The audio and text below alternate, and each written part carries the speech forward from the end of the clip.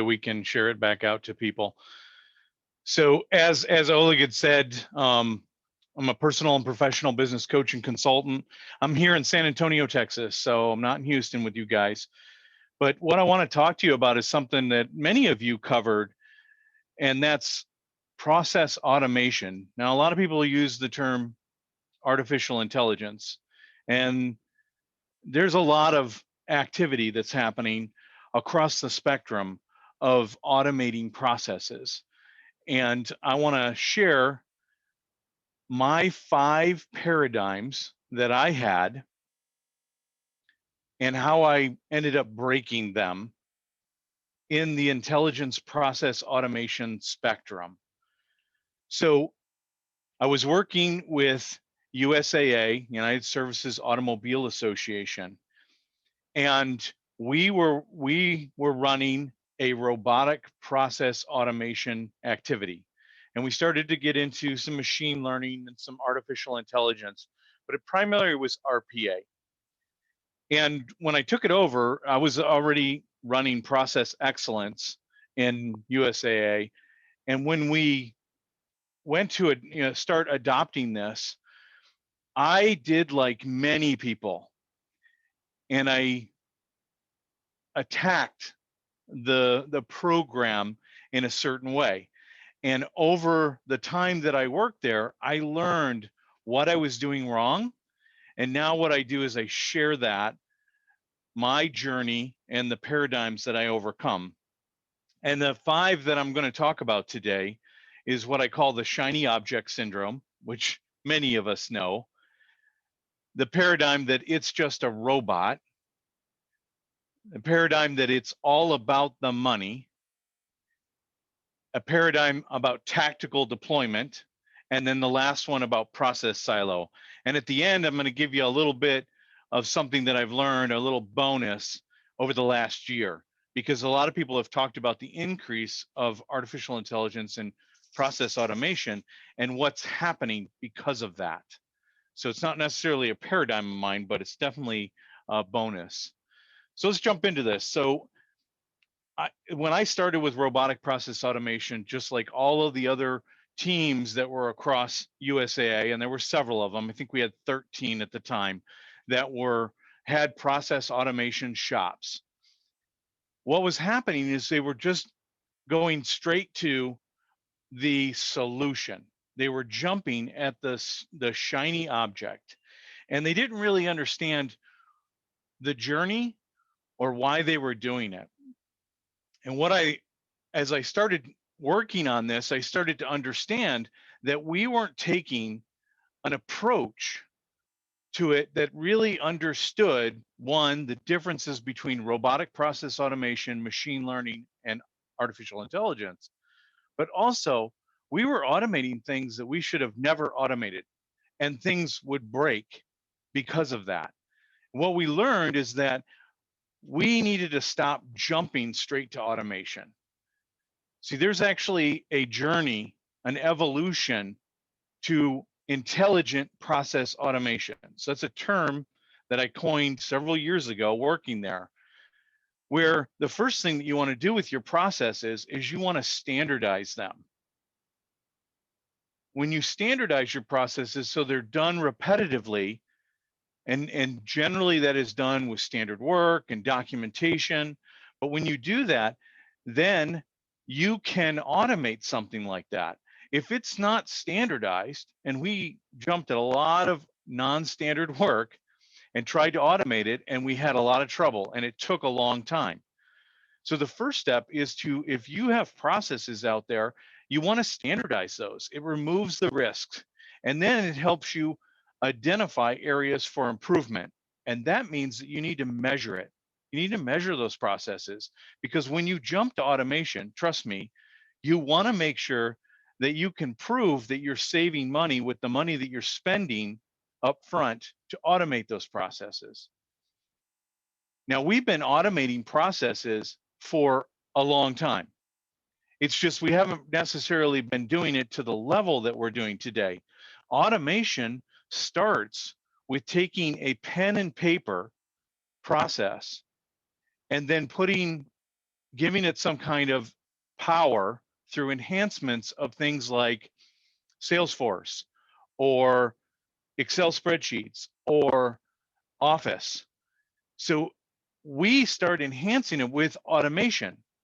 And many of the processes today operate on the computer, or they have several activities that are related to the computer. And a lot of them are embedded in other pieces of software. The actual jump to automation starts generally with robotic process automation. And that's where it takes the human interaction with software and creates basically a macro. It's a master macro that sits on your computer versus in a specific software system. And it automates the steps, the interactions of you moving your mouse around, clicking on different things, opening windows, screenshotting or scraping. But it takes all those actions and it puts it into a macro and then runs it. And it can be run in one of two ways. It can be initiated by a human, or it can be initiated by action. So when somebody comes in and does something, it automatically starts the process. And you see this really commonly now with sign up sheets. And so I just sent out this thing for Thrive Conference on the chat. And that's a free conference that's out there. When you go out and you sign up, there is an automated process, a robotic process that's basically taking all of the activities that somebody would normally do and has automated that into a funnel, very popular in marketing. The next step is the machine learning piece. And this is where the machine is actually learning from the automation and saying, okay, this is the right decision for me to make in this case. And it's getting better and better at making the right decisions, which means that there's less human interaction when things don't exactly work the way they're supposed to in the robotic process automation. And the last piece is artificial intelligence. And that's where the machine is now going out into the world, like Watson, and gathering all of this information to make the decision without any human interaction. So this idea that we are jumping to artificial intelligence isn't necessarily true in a lot of cases. Most of what we see, most of what you see in businesses is in the RPA world with a little bit of machine learning and a little bit of artificial intelligence. Data analytics, very big into that. So this is the first thing I learned, is that you have to go through this evolution and not just jump at something. Otherwise, it's going to take you a lot more work and it's probably going to break. The second thing that I learned, the second paradigm, that it's not that my paradigm was that it's just a robot. And this was what a lot of people saw it as. It's just a computer with a piece of software on it. And it isn't real, and we don't care about it. And once we create it, we're done. And so why do we even need to worry about this? Running a team that was actually in charge of this, we had to constantly be updating this, especially when you're interfacing with software systems like One Day, where you've got an HR system and it's constantly changing because of the agile activities. Every week, something's moving, something's changing. A button might change and move somewhere. For a human, that's not a big deal. But for a robotic process automation, there's like a complete retraining activity that has to happen. The other thing that people didn't recognize is that your RPA, machine learning, and AI platforms, they need to have their own identity in your company because they need to exist on the system to be able to do the work without human interaction. Otherwise, somebody has to sit there and push the button every time to initiate the activity. And that's a big change because now we have to treat this robotic process automation, this robot, this software, as a employee in our company. And HR's got to get involved in something like that. The third paradigm was it's all about the money.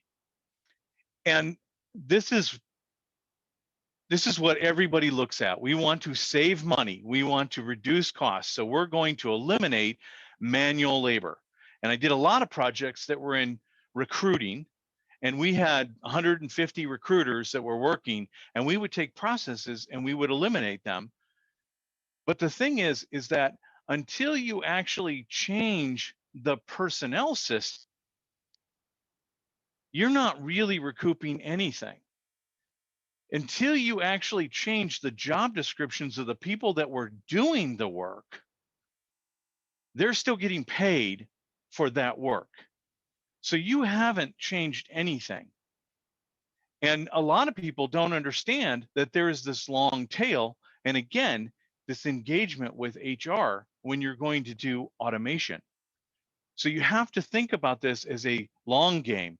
And just having the RPA or the machine learning or whatever in place doesn't actually save you any true money until you have adjusted the positions. And that doesn't mean cutting employees. It's not what I'm saying. It means you adjust their job. You give them something else to do and you put it into their job description. And that wasn't happening with the work that we were doing. We had 150 people worth of work, and we were taking steps out of their process and saving time and saying, here's the savings. But in reality, their job hadn't changed. They just didn't do that piece. In some cases, they would continue to go in there and try to do it because they didn't trust the system. My fourth paradigm was on tactical deployment. And we were doing this. We were going out and we were grabbing processes across the organization and just picking them and saying, all right, we're going to do that process and we're going to do this process because they were right. They were perfect for the process automation activities that we were doing. But what we discovered is that we weren't really moving the needle on the experience for, in the case of human resources and recruiting, for the people that were applying for things. The processes still took as long. What didn't change was that full spread of time. The only thing that we were impacting was we were making some processes faster, but it really wasn't improving the process or the experience for anybody. So what we discovered is that we needed to look at where were the big opportunities, and then we would look for all of the opportunities within that entire process, all the different steps and the activities, and we would look to automate all the other stuff along with it and look for the best bang for the buck. So we got very strategic from what we were doing, and we moved away from that tactical process. My fifth paradigm is process siloed. So we had, like I said, 12, 13 teams across USAA, all working on process automation. And none of them talked to each other. We didn't share best practices. We didn't tell anybody what was going on. And finally, they realized that we were creating automations that other people could have used. We were developing things and ways of doing business that everybody across the organization could have brought together. So what we did is we created a center of excellence in USAA that brought everybody together, educated on what was going on, the changes that were happening. We were in automation anywhere at the time, and there were pushes that were coming out to change and how that was going to impact stuff. But we'd also talk about the problems that we'd face, the things that we discover, and the improvements that we could make. So it's important that in a big company that you have this center of excellence. But I've already talked about also that you need to involve certain people in what's going on. So generally, especially in a bigger organization, you have separate human resources department. You have the customer that has processes that you're going to work with, and you have somebody that's in charge of technology. Maybe there's a team or a huge department. So you need to work with those people, because what would happen is that we would automate stuff, and then afterwards we would tell IT what we did. And then IT would get upset with us because they saw it as a user developed application. They saw it as a risk, when in reality, we were eliminating risk. So they would get really concerned about what we're doing and try to stop us. So that wasn't good for business everywhere. I've got a whole team trying to get stuff done. And here I have technology stepping in and saying, wait, you can't do that. I'd go to human resources after the fact and be like, hey, we need to change some position descriptions. And they'd be like, what are you talking about? I didn't know anything about this. Do you think that they were a little upset with what we were doing? So we had to create, just within our team, another center of excellence that was made up of the key partners that we were going to have to work with just in our department. But if you're in a small business and you're trying to do this, you need to do that for the entire organization. So those are the 5 paradigms that I had and I had to break. But here's the 6th thing that I'd like to share. So this is happening a lot this year because we're going virtual. Everybody's talking about it. And there's been this big push for intelligent process automation. And what's happening is that nobody's watching the shop. So you automate something, and I just did this. Online Coaching Congress is doing this big thing with coaches. I have several of my friends that work with me in a global business playbook, a magazine that gets published every month. They're going to be participating and giving out these, doing these recorded speeches and sharing them with all kinds of people. There's just hundreds and hundreds of people that have signed up for this. They have an automated funnel.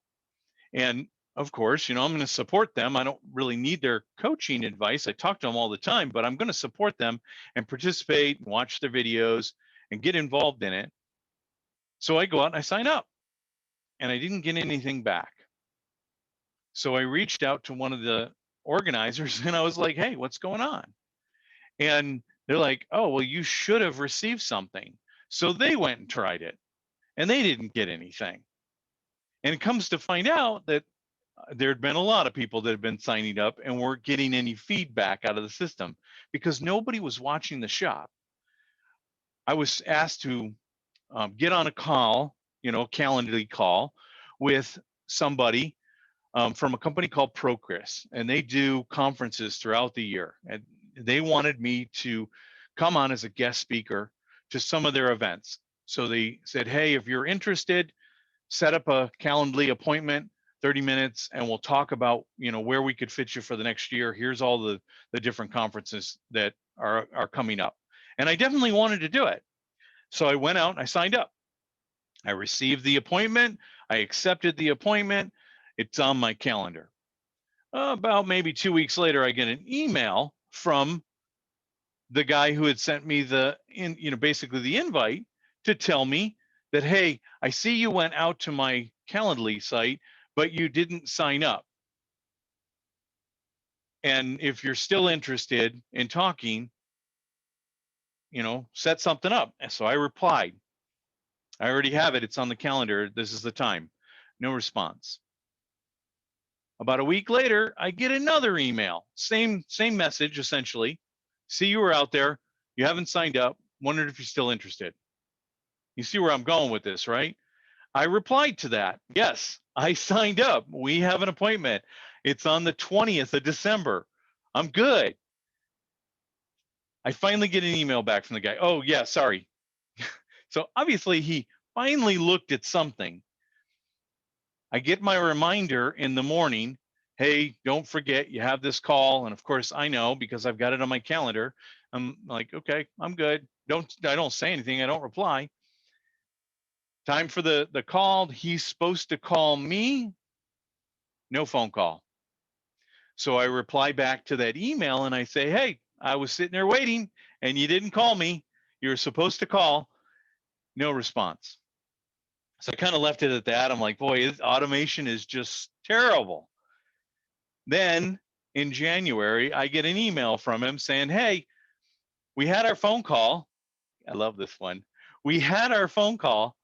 And if you're interested in the notes from it, let me know. We didn't have a phone call. And then last, and of course I didn't respond to that because by this time I'm just like, your brand sucks and I don't want to talk to you. And then last, I get another email from somebody else saying it actually started with the subject was called deal lost. It said, we see that we had a conversation with you in December and you never followed up with it. And we've lost the deal and we'd like to know what we could do to maybe bring you back into whatever it is that you were trying to do.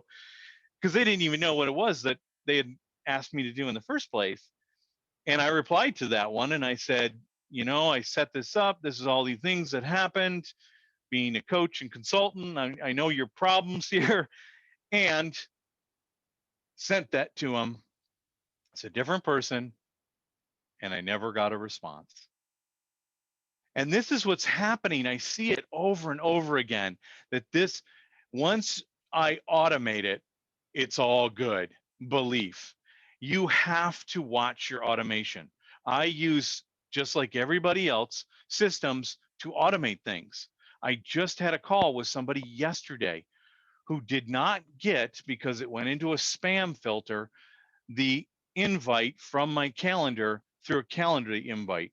But I reminded her in the morning, hey, I haven't seen you accept this. And she's like, I haven't seen it. And I said, check your spam. Oh, and then she didn't accept it. And I said, well, you need to accept it. So it puts it on your calendar. Oh, I got it. It's good. And I'm sitting there on the Zoom call waiting for her for 15 minutes because she didn't put it on her calendar. So we are getting stuck in this problem and we have to watch the process. We need to know what's going on. So those are the paradigms that I overcame and the problems that I think we are all faced with. And I welcome any questions over the next 9 minutes. And I know that Oleg's probably going to stick around if anybody wants to just chat and network. Yeah, thank you so much, John, for the presentation. It was really good. Clear some things for me for sure. I don't know how about everybody else. Do you guys have a questions? Benny, you have any I, questions? I have a question, or like that's Jose. Oh, go ahead, Jose. Please. But the first one is, I mean, I'm admired by your patience. You came back to those guys 5 or 6 or 7 times. Okay. But my question is, I hear a couple of years ago, and I fully agree, that voice is one of the big promises of this all technology, but it's not getting where it should be because the people are not doing RPA first, okay, or process automation, etc. And if you don't do that, voice is like impossible to be deployed fully. What's your opinion about that? You agree or disagree? And your comments are welcome. Thank you. So, we worked with some of these things. We worked with a consultant that really came in and presented problems that we were having. They did an assessment of what we were doing. And what I see, it's the reason why I put together this presentation, which I've now had for about a year, is that people don't understand. They just see it as a way to save money and they just jump at it. They hire a company, here, automate this process. And of course that company's going to come in, they're a contractor. And I always say that there's a difference between, and Michelle probably will agree with me on this one, there's a difference between a contractor and a consultant, because a contractor will do whatever the heck you ask them to do, even if they know it's wrong, because you're paying them. And then when it doesn't work, they'll say, well, that's not what you needed. We'll take more money. Whereas a consultant will come in and say, you really need this up front. I'll do what you ask. I'll be the contractor. You can tie my hands, but I'm not really going to help you solve your problems. So what you're seeing, Jose, is just people don't understand what they're implementing, and the tools are getting easier and easier to use. I mean, anybody can pick up ClickFunnels and create themselves a funnel. Anybody can go out to a lot of these sites and create kind of the funnel activity and automate some of their work. So small businesses, as Ariana said in the very beginning, small businesses are adopting this by the droves, but they don't really understand it. And it's causing problems in their organization. They don't know the levels. They don't know the process, the evolution of that.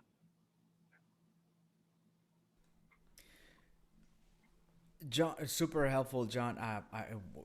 It, uh, all this space is somewhat new to me, and because I mostly deal with technology, software development, everything else. But one of the things that I heard you say that is common to everything is the concept of when you standardize and to be able to improve, you have to measure it, and you cannot improve that which cannot be measured.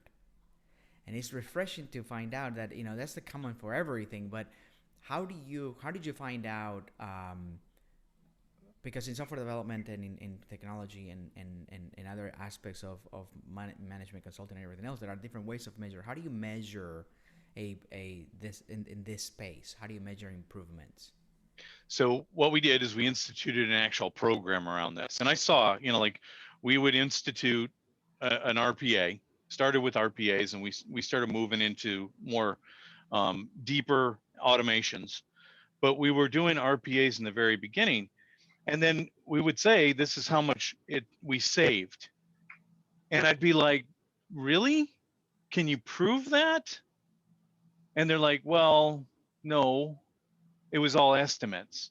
So what we did is we established this process where if we were going to automate something and it wasn't standardized, the first effort was for me to send process excellence experts, green belts, black belts in, and they would standardize, and then they would measure everything, and they would do timing studies, true 2-week timing studies of the work.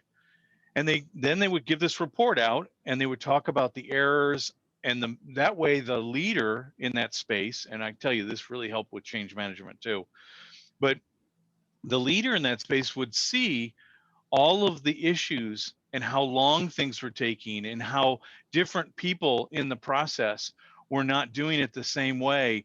And what we would do is then we would standardize it, which is the first step of improvement.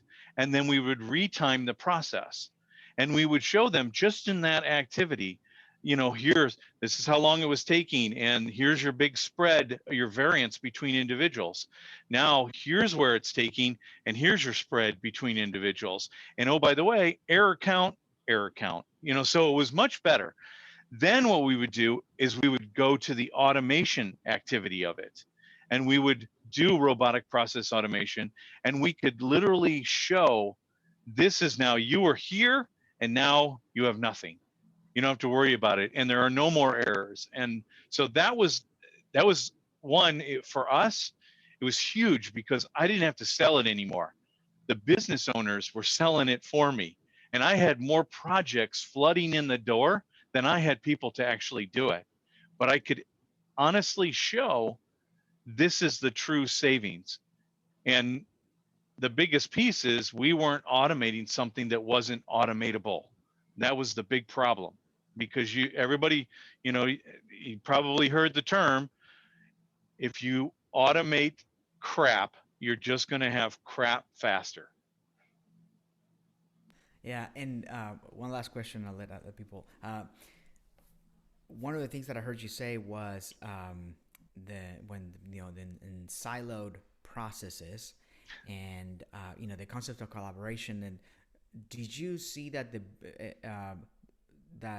creating the cross-functional centers of excellence that I heard you say, that was the best way to make it part of their culture, right? That's the biggest challenge when you're implementing anything in digital transformation as a whole. Is I can come and put a entire program together, but how do you make it part of their culture so that when you leave and you move on, it runs itself, right? So it's part of their culture, how they think, the concept of Kaizen, right? Constant improvement. Right. Can you tell me what was your experience as you set up those cross-functional COEs? So, well, the biggest thing was from the enterprise level, and USAA, 37,000 employees. We had several teams. They were all in process excellence teams, but they had a robotics process automation team for the enterprise, and they work on enterprise level projects. And when they didn't have a lot of work, they would take projects from some of the other teams and be like, hey, we've got some bandwidth, we can take some of your work.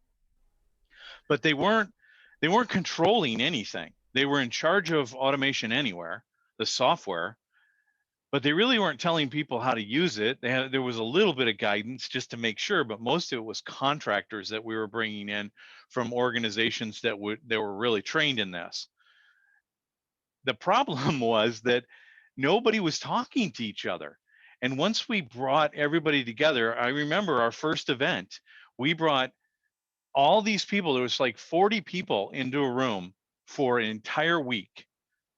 And we went through all of so they had this assessment, they had this consultant that came in and assessed things first. So he could identify everything that was going on.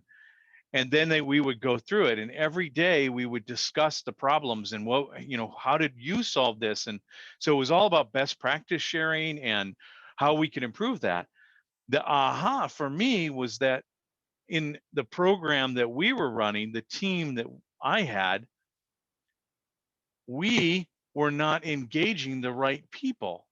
So if your organization's really big, you got to have some master, governance organization. That's not control. Governance always sounds like control, but it sets standards, and it's like, here's the best practices and what you can do. But no matter your organization, you need to have involvement of the key players.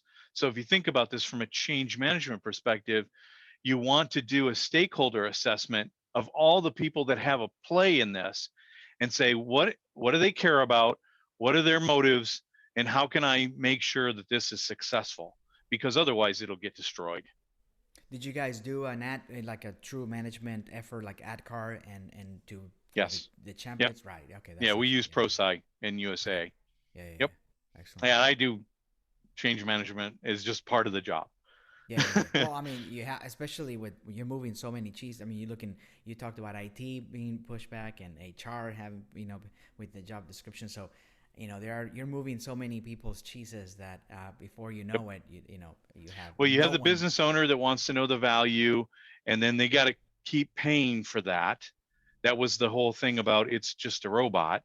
Yeah. It's not, it's an employee. You have HR that, needs to look at it from, this is an employee. I need to give them their own, basic desk Mm. and their own access.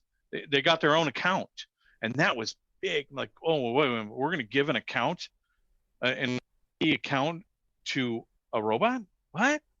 How do you set up So security if you don't, right? yeah, and you still, if you don't have it resident on your system, which means that it has to have an actual employee associated with it who has an ID that can be put into the IT system. You see how all this is coming together. Yeah. If you don't have that, and security, of course, is going to get involved because they want to know what's happening, because we're turning over control to a computer, which is this secure? Can people get into this? It's a financial services organization.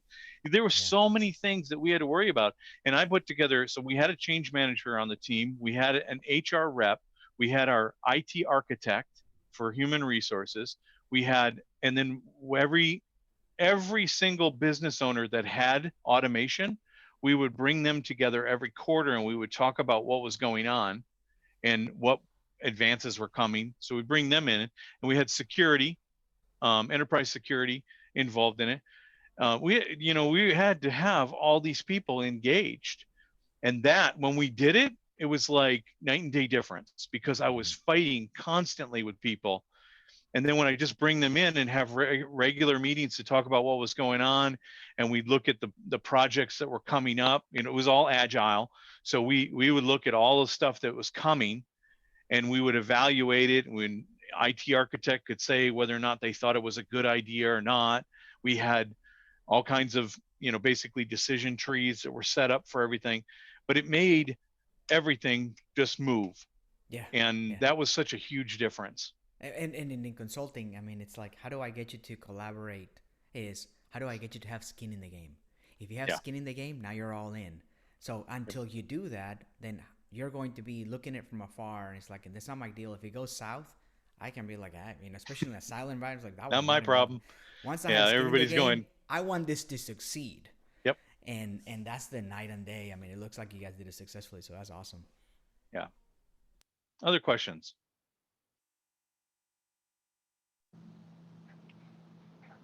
Oleg, did I answer your question? I mean, you did, but we can discuss it again with the audience, right? So my question to John was, do you consider robotic process automation as a part of AI, right? Some people argue that it is part of AI, and some say that it's completely different, right? Because some robots and processes, they cannot learn. They like just like bots, and AI is about continuous learning. So what is your thoughts on this? Is this part of AI or is this totally separate thing? Well, and as I was saying, it's the evolution. It's a journey. Mhm. You start with the first, true level of automation is the RPA, because that's where you're taking the human, moving the mouse around and clicking on stuff, and you're just mirroring those activities. It is garbage in, garbage out. It doesn't know any better. It just does what you tell it to do. When you get to machine learning, now the machine can start to make decisions based off of human interaction into a process where there's decision points. I have to decide stuff. And so it kicks it out to a human, and the human makes a decision. And the robot starts looking at, oh, I see what decision you made there, and you made that same decision on the last 15. I'm going to start doing that. Is that okay? That's where it moves in. It's still the same process, robotic process, but now the computer it's evaluating what you're doing and your interactions around it. And then the last piece of that is the true Watson, but it's artificial intelligence responding with actions based off of what it sees, either within your intranet or in the big internet. Mhm. And it's pulling information to make those decisions about stuff. So you think about something like underwriting an account. So underwriting is a process that they go through, and it's rather laborious. So we were looking at artificial intelligence for underwriting, and going out and researching and making the decisions. And of course, we started with human doing it, computer doing it, and how accurate was it. And then we would evaluate. This was a long study because you don't want to just turn over the keys to something like that. Yeah, But that's where it's still a process. It's still an activity. It's just that the pretty much the machine is in charge. nice. Okay, that makes sense. Anybody else have questions? Michelle, Chuck, Natasha, or Rita? I just want to say I don't have any questions, but this interaction has been phenomenal. It's helping me because I deal with such small businesses in what I do. We touch all of the subject matters, but we don't touch it on the high level with which John and Danny does. And so it's been very interesting hearing this dialogue and going through the process and hearing about these experiences. So thank you. I'm getting a lot from it. Yeah, Michelle, I can tell you the small businesses can definitely adopt this stuff. It's just on a smaller scale. They may not be able to Right. afford to get a contractor or something to come in and do it. There is actually RPA systems out there where you can get for nothing nowadays, and you can do robotic process automation on your own stuff, and it's very easy. And so I work with a wine bar here locally, and they rebranded as a restaurant so they could reopen, and they have a wine club. And so I got involved with them. Of course, my wife and I, we like wine, so I was like, I'm going to join your wine club and help you out. So the more money you're giving to me, I'm going to give back. But then what happens is they do a drop on the 10th of every month, and the new wine comes out, and I gave them my email address, I gave them my information, and I didn't get an email when the drop happened. Now they didn't tell me that they were going to do that. I just expected it, that they Right. would send out an email, some notification to say, "Hey, these are the bottles that are now in the club, and they're in your cubby. Come and get them." So I went, I talked to him. I'm like, "Hey, when you do this, do you have any process to like notify your 330 wine club members that this has been done?" And of course, the owner was like, That's a good idea. I've actually worked with several wine bars for that very reason in California.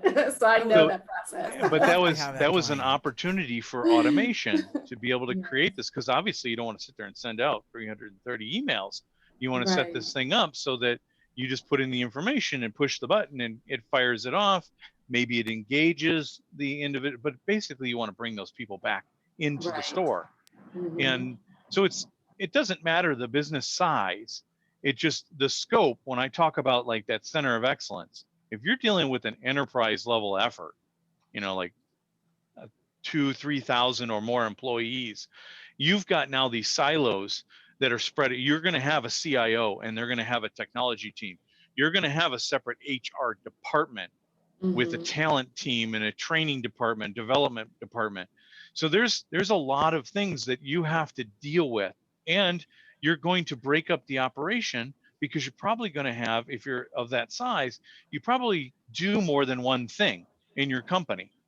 So you have multiple teams that are focused on stuff. So USAA, they have an insurance business. They have, well, it's car and auto and home insurance.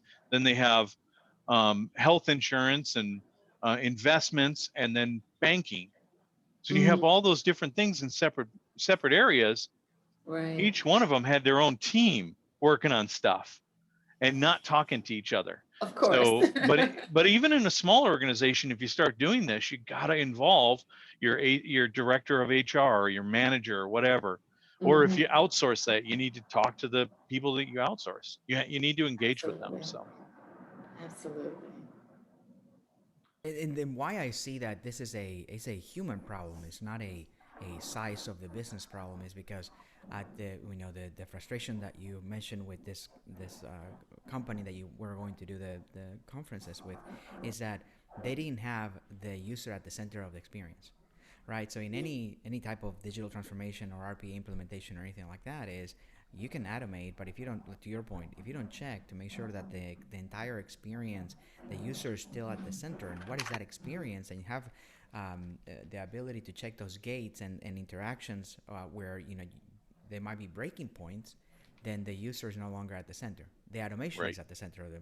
So that is irrelevant of the technology. Is you cannot forget that the user, the end user, in your case, you are receiving wine. If they sent you an email saying, "Hey, you got your wine," that the endorphins kick in, and you're like, "Yes," and now they just made you feel better Yep. before even drinking a glass of wine, right? Which is like, Exactly. and that's what that's what Amazon does so well, because now that they have a picture. So now even if you're not home, you're looking forward because you saw the picture of the package in your front door. That is the And concept. Amazon's a great example of this, where it doesn't work right all the time. Yeah, I'm sure you've seen this. I'm a big Amazon. I probably put in somebody's kid through college with Amazon, but there are times where people will show up to deliver something and I won't get the notification. My system doesn't tell me that this has been arrived. Whereas other times I get it. I get the photograph. I can go and see where they actually put it. Especially when you have a 100-acre horse farm, I'd be amazed at where they stick stuff. But it it doesn't always work the same. And I know that Amazon must not be watching the shop on. And it used to be where Amazon, if you didn't get it in 2 days, I would watch everything. If I didn't get my stuff in 2 days as a Prime member, I would send an email to Amazon and complain. I knew the exact place to go, because every time I complained, you know what they did? We'll give you one free month of Prime. And I'm still sitting on a free Prime account. I had like over 2 years banked because I just keep doing it. They've changed their rules now, so you can't do that anymore. But even we were automating stuff that worked with one day. And so HR system, and they would, because it was on an agile system, every Monday they would make little changes, and they didn't tell anybody what those changes were. You would have to go out and run all of the automation every Monday and make sure everything worked correctly that interfaced with that software. And we had people that's what they did. They did it every Monday after, the push would come out in the middle of the night, and they would check everything to make sure it worked first thing in the morning. That was our routine. If you don't do that on a regular basis, things are going to change. Stuff happens out there, and then all of a sudden something doesn't work. And if you're just ignoring it and just like, oh, I automated that, you're going to make some mistakes, and that will impact your brand. Regression testing from beginning to end, and Yep. making sure that everything is up and running. Yeah, that's great. And often with the smaller business owners, once they make that financial investment, sink or swim, they stay with it because, I spent all this money, not recognizing that there are sunk costs in business and you have to move on, but they'll stick with it and That's stick with the other it. thing. That's the other thing that's very important, especially with small businesses, that they understand that, like I said, you are buying an employee, and you're going to have to keep paying for that employee, whether you like it or not. That employee gets benefits, that employee, because you have to keep training that employee when things change in your business. You can't just say, oh, well, I automated it. It should work fine for the rest of my life. It doesn't work that way. No, and I think that's a huge differentiator, because then you apply all the characteristics that you have from a human perspective, from a human resource perspective, to something that is non-human. Is really hard. I mean, it's not intuitive for you to treat it like an entity, right? Right. But when you do that, then you build the safeguards that you do with the human factor too. Like, hey, how are you doing? How is it? And then you have, obviously you wouldn't have conversations with the piece of machinery in front of you. That'd be weird. But but you have the check, I can think of a word now. Checkpoints in place to ensure that is still in its viable state. Right? It's just like a manager having one-on-ones with their employees every week. You got to have a one-on-one with your electronic employee as well. Hey, how you doing? Everything working? Yeah, Alexa, book my meeting. Put this on Yeah. the calendar. Yep. Personal assistant, pretty much. Yeah. Awesome. Anybody else have any questions or would like to share anything? Please feel free.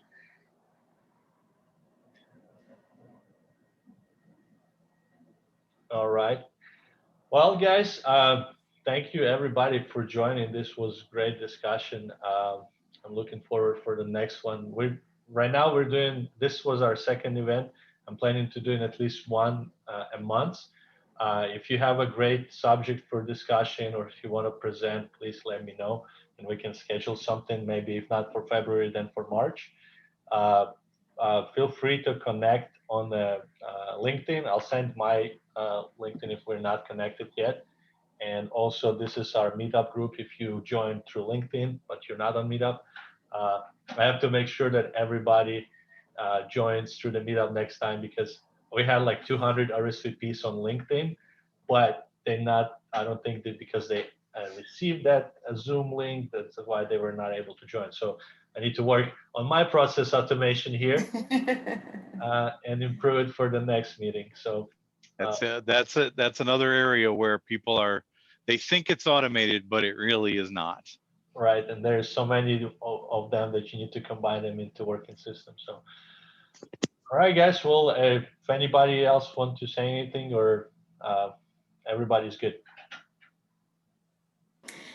Thank you. This was great. Great. Thank you so much again. Oh, let me stop. I'll stop.